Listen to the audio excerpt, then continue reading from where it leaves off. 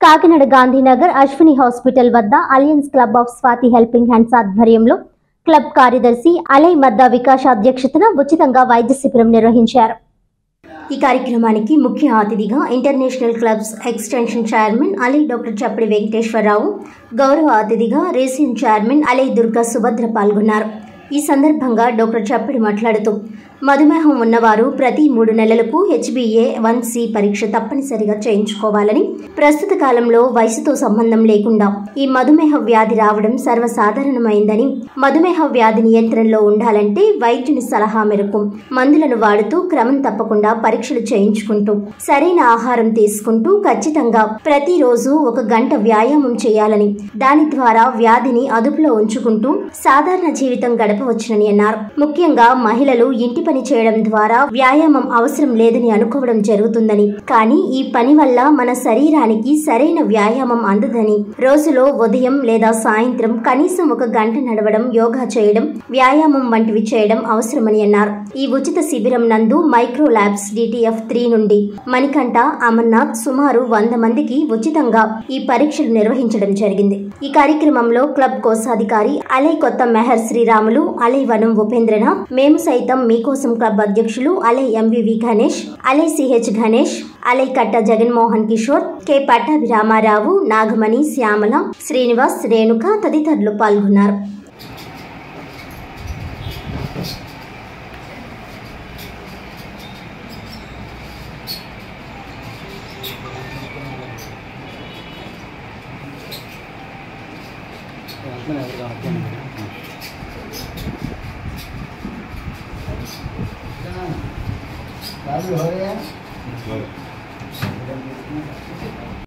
Janasena party అధ్యక్షుడు పవన్ కళ్యాణ్ త్యాగ ఫలితంగా అద్భుతమైన ఫలితాలు వచ్చి రాష్ట్రంలో కూటమి ప్రభుత్వం ఏర్పాటు చేయబోతోందని కాకినాడ రూరల్ కూటమి ఎమ్మెల్యే అభ్యర్థి పంతం నానాజీ ధీమా వ్యక్తం చేశారు. స్థానిక జనసేన కార్యాలయంలో ఆయన మాట్లాడుతూ కాకినాడ రూరల్లో సుమారు 20,000 మెజార్టీతో తాను గెలుపొందబోతున్నానని ధీమా వ్యక్తం చేశారు. రాష్ట్రం మొత్తం పిఠాపురం, కాకినాడ రూరల్పై దృష్టి నిలిపిందన్నారు. ఓట్ల లెక్కింపులో దౌర్జన్యాలు చోటు చేసుకునే అవకాశాలు ఉన్నాయని, విశ్వసనీయ సమాచారం ఉందని, తమ కూటమి తరపున నాయకులు, కార్యకర్తలు పారదర్శకంగా ఉన్నామని అన్నారు. నాయకులు, కార్యకర్తలు పూర్తి స్థాయిలో సంయమనం పాటించాలని పిలుపునిచ్చారు. అందరూ శాంతియుతంగా ఉండాలని అన్నారు. లెక్కింపు పూర్తయి డిక్లరేషన్ ఫారం తీసుకునే వరకు ఏజెంట్లు బయటకు రావద్దని సూచించారు. పవన్ కళ్యాణ్ మంచి ఆలోచనతో కూటమి ఏర్పాటుకు తోడ్పడ్డారని అన్నారు. చంద్రబాబు దూరదృష్టి రాష్ట్ర ప్రజలకు ఎంతో మేలు చేస్తుందని అన్నారు. రాష్ట్రంలో ప్రస్తుతం పార్టీలు కాకుండా NDA కూటమి ఉందన్నారు. ఎవరూ మనల్ని విడదీయలేరని అన్నారు. గత 2 నెలలుగా తనకు సహకరించిన ప్రతి ఒక్కరికి ధన్యవాదాలు తెలిపారు. గెలిచిన తర్వాత విద్య, వైద్యం, స్థానిక ప్రజల సమస్యలను పరిష్కారానికి చర్యలు తీసుకుంటామని తెలిపారు. ప్రజా సమస్యల పరిష్కారానికి టీం వర్క్ చేస్తామని అన్నారు. ఆర్భాటాలకు పోకుండా ప్రజలకు పనికొచ్చే పనులు చేస్తామని అన్నారు. కాకినాడ రూరల్లో నకిలీ ఇళ్ల పట్టాలు పంపిణీ చేద్దామనుకున్నాం, వాటిని సమర్థవంతంగా అడ్డుకున్నామని అన్నారు. ఇంకా ఎక్కడైనా నకిలీ పట్టాలు ఉంటే చర్యలు తీసుకుంటామని హెచ్చరించారు. ఈ కార్యక్రమంలో పలువురు నాయకులు, కార్యకర్తలు పాల్గొన్నారు. అందరికీ నమస్కారం. ముఖ్యంగా మీడియా మిత్రులందరికీ కూడా నమస్కారం తెలియజేస్తా ఉన్నాను. మొన్న జరిగినటువంటి ఎలక్షన్లో సహకరించినట్టు మీ అందరికీ కూడా పేరు పేరున ప్రతి మీడియా మిత్రుడికి కూడా నమస్కారాలు తెలియజేస్తా ఉన్నాను. ఇవాళ పవన్ కళ్యాణ్ గారి యొక్క త్యాగం ఇవాళ ఆంధ్రప్రదేశ్కి ఫలితాన్ని ఇస్తూ ఉంది. కూటమి పెద్ద సంఖ్యలో మెజార్టీతో నెగ్గబోతూ ఉంది. అది చాలా క్లియర్ అయిపోయిన విషయం మీ అందరికీ విదితమే. అలాగే కాకినాడ రూరల్ నిన్న రాత్రి వచ్చింది. పూర్తి స్థాయి మనం చేయించినటువంటి సర్వే మినిమం 20,000 మెజార్టీతోటి జనసేన పార్టీ నుంచి నేను నెగ్గబోతా ఉన్నాను. అది మీ అందరితోటి పంచుకుందాం అన్నటువంటి ఉద్దేశంతో ఇవాళ ఈ మీడియా సమావేశం పెట్టడం జరిగింది. కానీ ఇవాళ ఉన్న పరిస్థితులు రాష్ట్రం మొత్తం మీద, మన కాకినాడ జిల్లా మీదే, లా అండ్ ఆర్డర్ మీద ప్రత్యేకంగా ఎన్నికల సంఘం పూర్తి స్థాయి నిఘా పెట్టి పూర్తి స్థాయిగా దీన్ని ఒక నేర చరిత్ర గల ప్రాంతంగా గుర్తించి ముందుకెళ్తుందంటే వీరందరూ ఎంత ఆలోచించుకోవాలా, ఎంత జాగ్రత్తగా ఉండాలా, మా కార్యకర్తలు ఎంత జాగ్రత్తగా ఉండాలా, ప్రజలు ఎంత జాగ్రత్తగా ఉండాలా అన్నటువంటి విషయం మీద మాట్లాడదాం అని చెప్పి కూడా పంపించారు.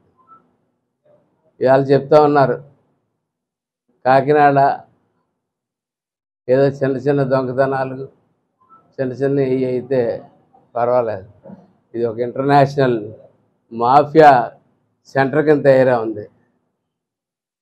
కాబట్టి రేపు ఎన్నికల కౌంటింగ్లో ఎంతటి దౌర్జన్యానికన్నా సిద్ధపడే అవకాశాలు కనపడతా ఉన్నాయి.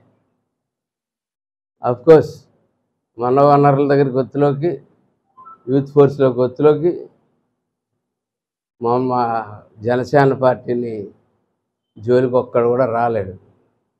కానీ మేము ప్రభుత్వం ఇచ్చినటువంటి నిబంధనలు పాటిస్తూ ఉంటాం కాబట్టి మా చేతికి సంఖ్యలు పడిపోయినట్టుగానే మేము భావిస్తూ ఉన్నాం.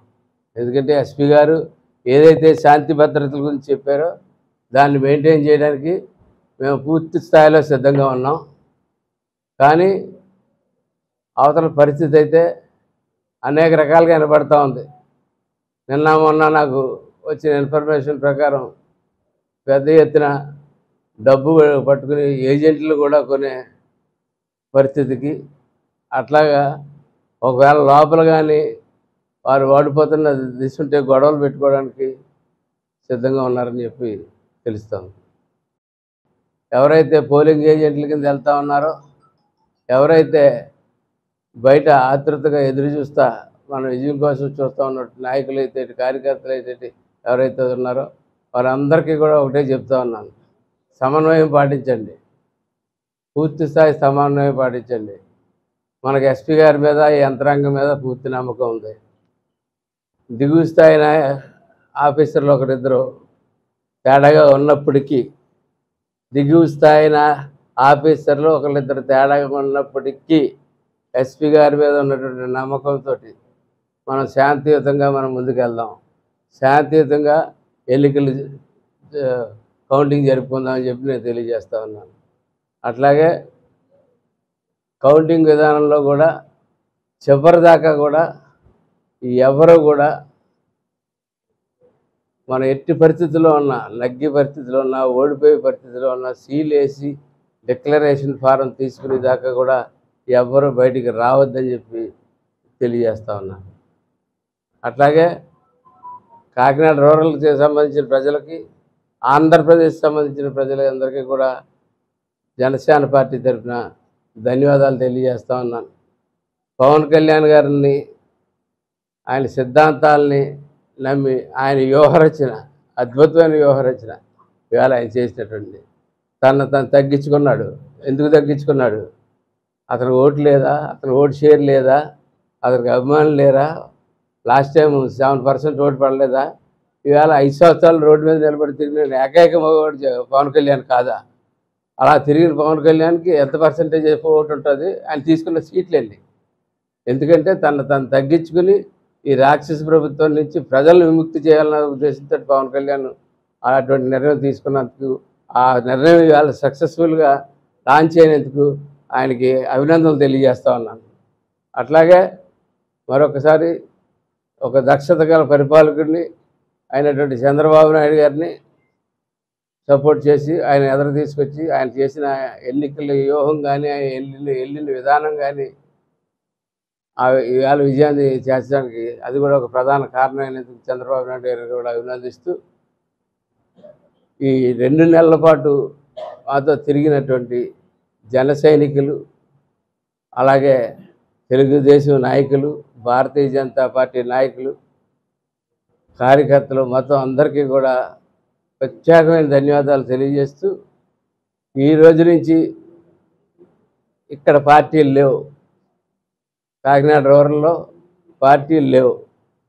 జనసేన, టీడీపీ, బీజేపీ కాదు, ఇది ఎన్డీఏ, ఇది ఒక కూటమి. ఎవరిని వాళ్ళు విడదీసుకోవద్దని నేను వేళ నుంచి కోరుతా ఉన్నాను. వేళ నుంచి అందరూ కూడా దీన్ని ఎన్డీఏ కిందే, మనం ఆల్రెడీ ఎన్డీఏ ఇది, కానీ ఇక్కడ కూడా మనం పిలుచుకోవడంలో విధానంలో కూడా ఎన్డీఏ గ్రూప్ కిందనే మనం ఎదరికెళ్దాం, ఎదరు పరిపాలన చేసుకుందాం అని చెప్పి తెలియజేస్తూ ప్రత్యేకంగా జన సైనికులకే కాకుండా తెలుగుదేశం నాయకులు అలాగే బీజేపీ నాయకులు కార్యకర్తలు అందరికీ కూడా ధన్యవాదాలు తెలియజేస్తూ సెలవు తీసుకుంటాం. వార్తలోని ముఖ్యాంశాలు మరోసారి.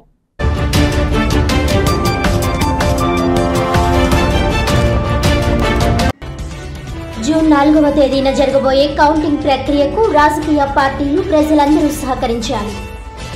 జిల్లా ఎస్పీ సతీష్ కుమార్.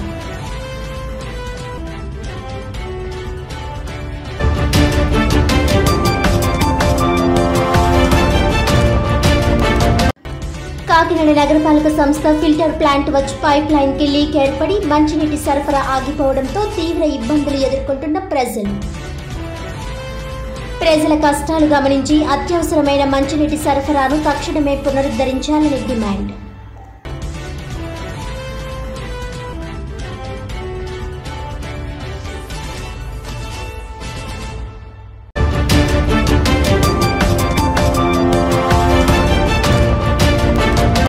ఈనాటి వార్తలు ఇంతటితో సమాప్తం. తిరిగి వచ్చే బులెటిన్లో మళ్ళీ కలుద్దాం. అంతవరకు సెలవు. నమస్కారం.